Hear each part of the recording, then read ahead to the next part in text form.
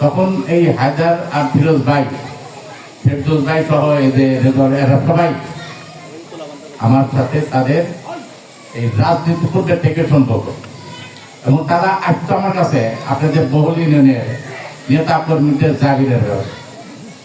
মানে আমাদের সিরাজগঞ্জ জেলা সর্বোচ্চ মামলায় তদবির যেটা বললাম, তাদের এলাকার লোকজনকে জামিনে বের করার জন্য যে তদবিরটা করা হয় সেটা সবসময় ফিরোজ ভাই, হায়দার, এই ফেরদৌস সবাই যে আপনাদের বহুল ইউনিয়নের উপর সবাই সবসময় কাছে দেখে।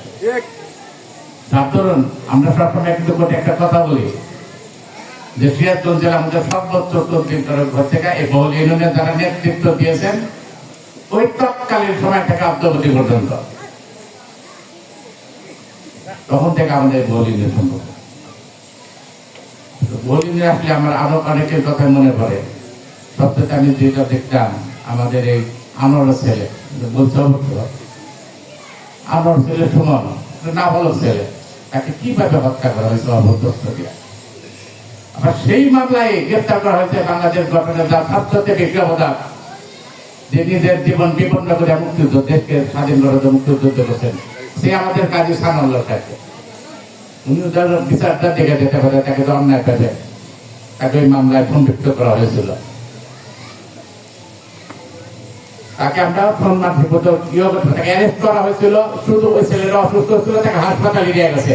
তার সাক্ষী হওয়ার কথা, কিন্তু সাক্ষী না করে তৎকালীন প্রশাসন তাকে কি করে আপনার বিচারে নিযুক্ত করছেন।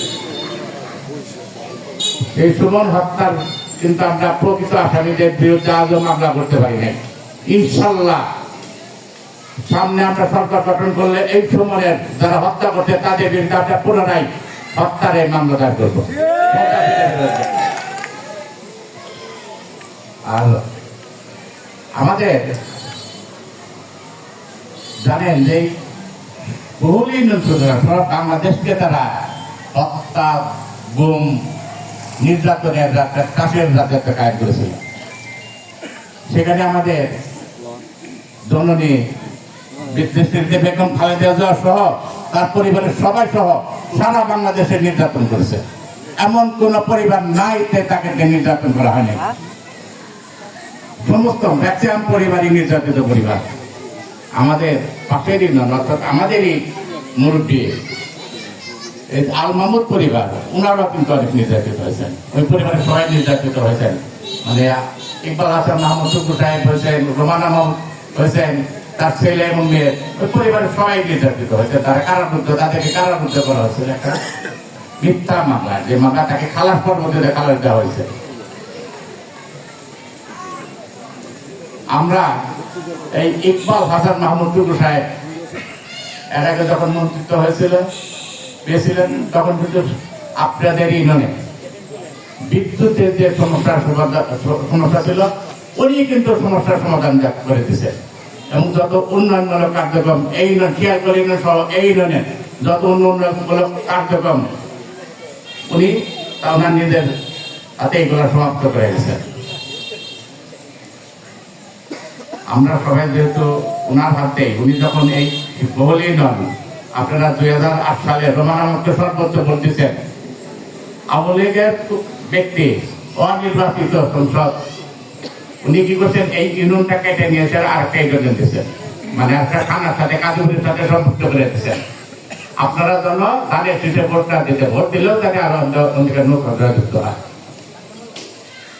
কিন্তু ইকবাল হাসান মাহমুদ টুকু সাহেব কিন্তু উনি যখন থেকে এই ইউনিয়ন চলে গেছেন, সবসময় চেষ্টা করছেন ওনাকে এখানে আনার জন্য। ওনাকে বলে গেছেন যখন এই ইউনিয়নটাকে সদরের সাথে সম্পৃক্ত করতে পারবেন উনি তখনই এই ইউনিয়নে আসবেন। উনি সদরের সাথে এই ইউনিয়নকে সম্পৃক্ত করছেন, তারপরে উনি বহুলিতে আসছেন। এটা তো আপনারা জানেন। সামনে যে আপনারা ইকবাল হাসান মাহমুদ টুকু সাহেবকে ধানের শীষে ভোট দেবেন এবং উন্নয়নের করার জন্য এই ইউনিয়ন সহ পূর্বে যেমন উন্নয়নের ধারাবাহিকতা ছিল, ওই ধারাবাহিকতা রক্ষার জন্য ইকবাল হাসান মাহমুদকে আপনারা পুনরায় ভোট দেবেন।